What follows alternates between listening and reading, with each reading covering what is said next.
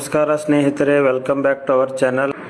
ಮುಂಜಾನೆ ಎದ್ದು ಬ್ರಷ್ ಮಾಡಿ ಜಳಕ ಮಾಡಿ ಫ್ರೆಶ್ ಅಪ್ ಆಗಿ ಸಂಕ್ರಮಣದ ಹೋಳಿಗೆ ಊಟ ಮಾಡಿ, ಹೋಳಿಗೆ ಮಾತ್ರ ಅಗ್ದಿ ಮಸ್ತ್ ಇದ್ದು ನೋಡಿ. ಒಂದು 2 ಹೋಳಿಗೆ ಊಟ ಮಾಡಿ ಆಮೇಲೆ ಕೊಕೊನಟ್ ಆಯಿಲ್ ನ ತಗೊಂಡು ತಲೆ ಹಚ್ಕೊಂಡು ಮತ್ತೆ ತಲೆ ಬಾಚ್ಕೊಂಡು ಚಿತ್ತ ರೆಡಿ ಆಗಿ ಈಗ ಆಫೀಸ್ ಹೋಗೋ ಟೈಮ್.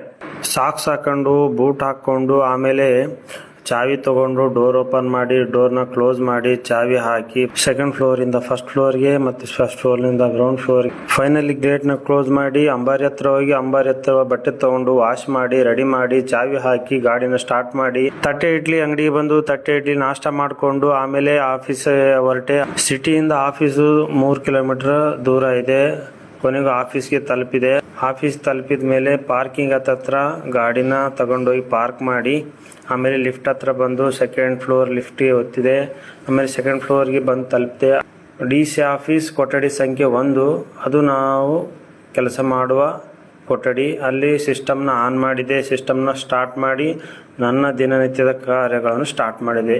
ವಿಡಿಯೋ ಇಷ್ಟವಾದರೆ ಲೈಕ್ ಮಾಡಿ, ಶೇರ್ ಮಾಡಿ, ಫಾಲೋ ಮಾಡಿ. ಧನ್ಯವಾದಗಳು.